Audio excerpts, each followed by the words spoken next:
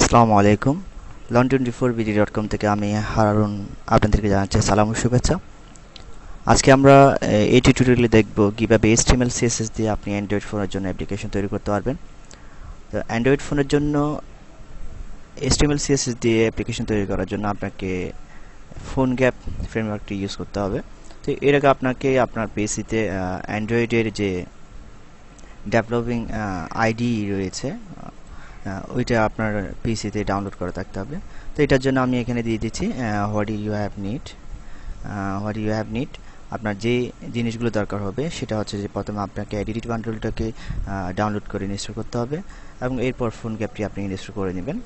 এরপর আপনার একটা আপনার যে অ্যাপসটা তৈরি করলেন সেটা রান করার জন্য আপনার একটা অ্যান্ড্রয়েড ফোন হলে যথেষ্ট।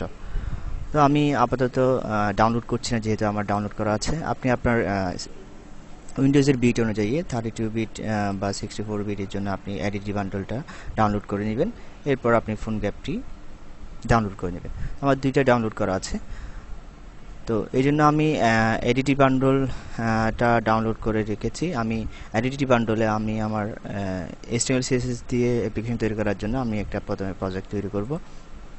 তো আমি এখানে একটা প্রজেক্ট তৈরি করে রেখেছি। তো প্রজেক্ট কীভাবে তৈরি করতে হয় সেটা আমি একটু দেখিয়ে নিচ্ছি আপনাদেরকে। নিউতে গিয়ে ফাইলে গিয়ে নিউতে গিয়ে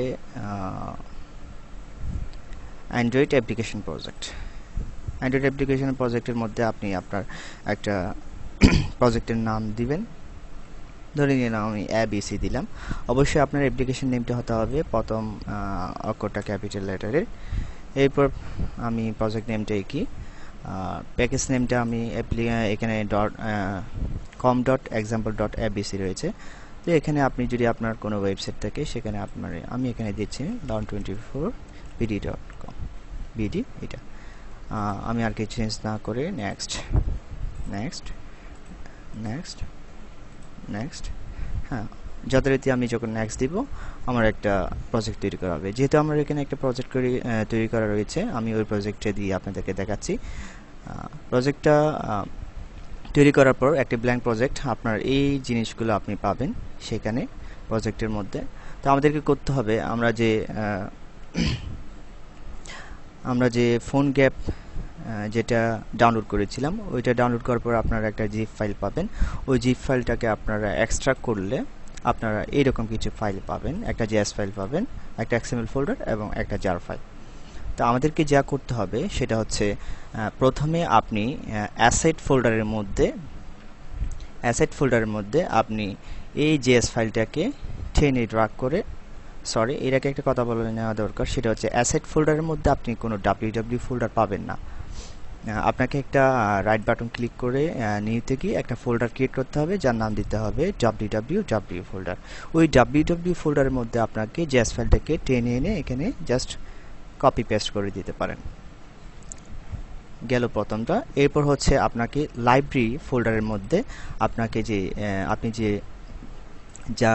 জার ফাইলটা এক্সট্রা করছেন, জি ফাইলটা এক্সট্রা করছেন, ওইখানে যে একটা জার ফাইল রয়েছে ওই জার ফাইলটা আপনি লাইব্রেরি ফোল্ডারে টেনে এনে এখানে পেস্ট করবেন। আপাতত আমাদেরকে এতটুকু কাজ হয়ে গেছে। এখন আমরা করব কি, সেটা হচ্ছে যে সোর্স যেটা ফাইল রয়েছে, সোর্স ফাইলে আমাদেরকে জাভা মেইন অ্যাক্টিভিটি একটা জাভা ফাইল রয়েছে, ওই জাভা ফাইলটাতে আমাদেরকে কিছু কাজ করতে হবে। সে কাজটুকু হচ্ছে, আমরা এখানে কিছুই করিনি, মূলত এখানে কয়েকটা কোড লাইন আমরা অ্যাড করেছি। আমরা যখন একটা নতুন প্রজেক্ট তৈরি করব সেখানে আমাদেরকে কোডটা ডিফল্ট এতটুকু দেওয়া থাকে যে public class main activity extend activity দেওয়া থাকে। তো আমরা এক্সটেন্স করব ড্রয়েড গ্যাপটাকে। তো আমরা এখানে লিখব এক্সটেন্স, এখানে আমাদেরকে অ্যাক্টিভিটি দেওয়া থাকবে, আমরা এখানে লিখব ড্রয়েড গ্যাপ। এরপর যেহেতু ড্রয়েড গ্যাপ দিয়েছি সেজন্য আমাকে একটা ইনপুট ফাইল নিতে হবে। তো যখন আপনারা ড্রয়েড গ্যাপ লিখবেন, রাইট বাটন ক্লিক করলে আপনারা একটা অপশন পাবে যে ইনপুট করার জন্য ফাইল। তো আমরা এখানে যেটি ইনপুট করেছি সেটা হচ্ছে এই লাইনটা ইনপুট করেছি এবং এই লাইনটা ইনপুট করেছি। অ্যাড টু লেখার পর আমরা একদম এটা যদি আপনার প্রোডাক্টের থাকে আপনারা সেটাকে পাবলিক করে দিবেন।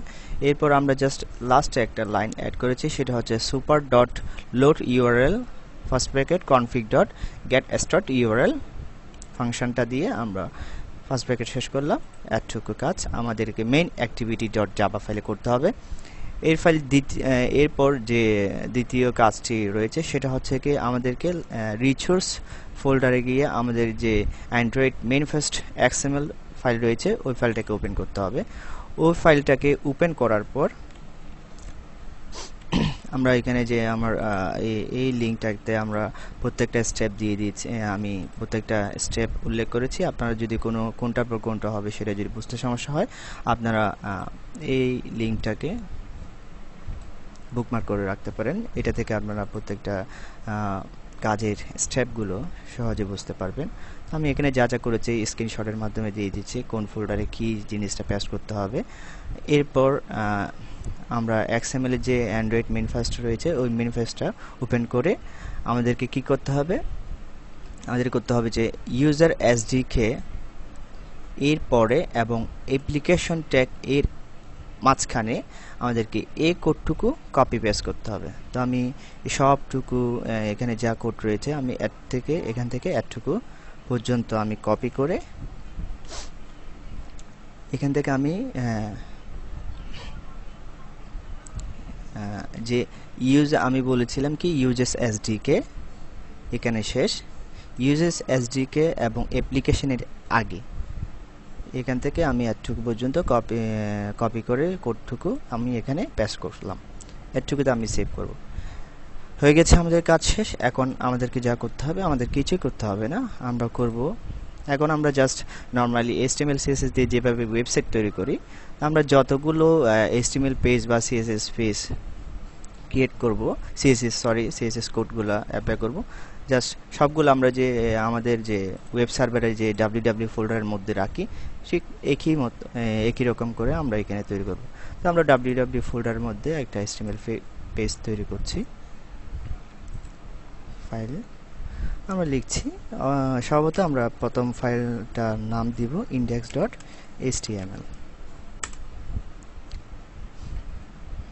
আমাদেরকে index.html পেজটা তৈরি হয়ে গেছে।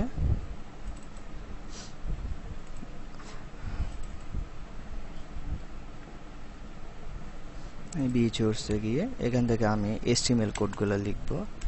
HTML আপনি চাইলে আপনার ড্রিমউইভার বা অন্য কোনো এডিটরে আপনি এগুলো তৈরি করে নিতে পারেন। HTML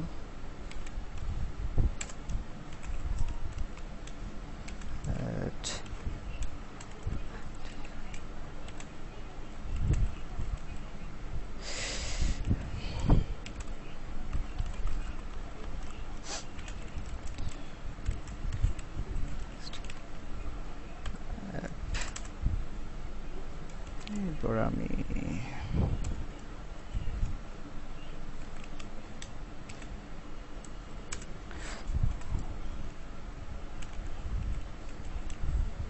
বডি ট্যাগ শুরু করলাম।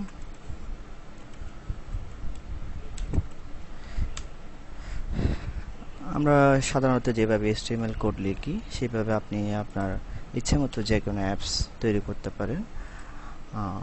আমি এখানে জাস্ট একটা h2 ট্যাগের মধ্যে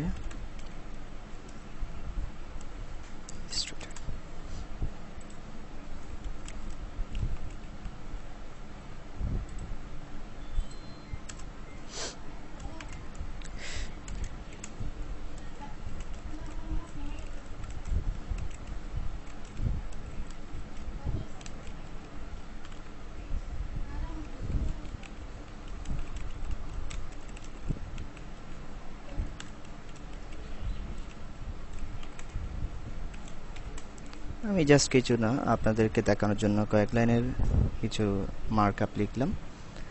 আপনি আপনার ইচ্ছা মতো আপনি যেভাবে একটা ওয়েবসাইট তৈরি করেন ওইভাবে আপনি বিভিন্ন HTML পেজ এবং তার সাথে আরও একটু সুন্দর করার জন্য আপনি CSS কোড অ্যাপ্লাই করতে পারেন।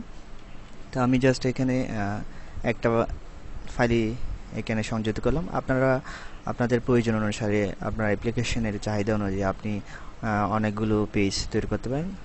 অবশ্যই মনে রাখবেন যে অ্যাপ্লিকেশন রান হওয়ার পর যে ফাইল বা যে পেজটাকে আগে পাবে সেটা হচ্ছে index.html ফাইলটাকে। আমাদের সাধারণত আমাদের ওয়েব সার্ভারে যেরকম আমরা যখন অনেকগুলো ফাইল রাখি সেখান থেকে ইন্ডেক্স ফাইলটাকে প্রথমে শো করাই, ঠিক আমার অ্যাপসটা যখন রান করবে ঠিক একইভাবে আমাকে index.html ফাইলটাকে শো করাবে। এর সাথে আপনারা অনেকগুলো যখন পেজ তৈরি করবেন তখন আপনারা index.html এর সাথে লিঙ্ক করে দিবেন, যেভাবে আপনারা লিঙ্ক ক্রিয়েট করেন একটা পেজের সাথে একটা পেজ। তা আমাদেরকে তৈরি হয়ে গেল আমাদের সিম্পল জাস্ট একটা অ্যাপ্লিকেশন। আপনি আপনার চাহিদা অনুযায়ী আপনার এইটাকে HTML গুলোকে মার্কআপ করে CSS তার সাথে CSS সংযুক্ত করে সুন্দর বিভিন্ন রকমের আপনারা অ্যাপস তৈরি করতে পারবেন জাস্ট HTML CSS দিয়ে। তো আমার অ্যাপসটি তৈরি হয়ে গেছে। আমরা কিভাবে এটাকে রান করাবো আমাদের অ্যান্ড্রয়েড ফোনে। তো অ্যান্ড্রয়েড ফোনে রান করার জন্য আপনাকে করতে হবে আপনার অ্যান্ড্রয়েড ফোনটাকে USB আপনার যে ডাটা কেবল রয়েছে ওই ডাটা কেবল দিয়ে আপনি আপনার অ্যান্ড্রয়েড ফোনটাকে পিসির সাথে সংযুক্ত করবেন। এখন আপনার অ্যান্ড্রয়েড ফোনের সেটিংস অপশনে গিয়ে আপনি একটা ডেভেলপার অপশন পাবেন। ডেভেলপার অপশনে গিয়ে আপনি যে USB ডিবাগিং অপশন রয়েছে সেটাকে আপনি চেক মার্কস দিবেন, সেটাকে অন করবেন, অ্যাক্টিভ করবেন। অ্যাক্টিভ করার পর এতটুকু আপনার ফোনের কাজ শেষ। এখন আপনি যে ইক্লিপসের যে একটা রান বাটন দেখা যাচ্ছে ওই রান বাটন থেকে আপনারা আপনি নিয়ে কনফিগারেশন, আমার যেহেতু এখানে অনেকগুলো অ্যাপ্লিকেশন রয়েছে সেজন্য আমাকে এখানে কনফিগারেশন দেখাচ্ছে। এখান থেকে দেখতে পাচ্ছেন আমি যখন USB ডিবাগিংটা যখন অ্যাক্টিভ করলাম আমার ফোনটা এখানে পেয়ে গেছে যে সিম্ফনি W68। এখান থেকে জাস্ট আমি এখন ওকে দিলে যে অ্যাপ্লিকেশনটা তৈরি করলাম ওই অ্যাপ্লিকেশনটা আমার ফোনের মধ্যে রান করবে।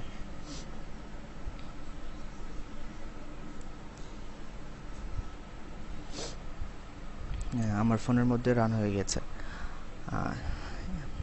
আশা করি আপনারা খুব সহজে, আমি চেষ্টা করেছি খুব সহজে কিভাবে আপনি HTML CSS এর মাধ্যমে আপনার অ্যান্ড্রয়েড ফোনের জন্য অ্যাপ্লিকেশন তৈরি করতে পারবেন। আশা করি সবাই বুঝতে পেরেছেন। ধন্যবাদ সবাইকে।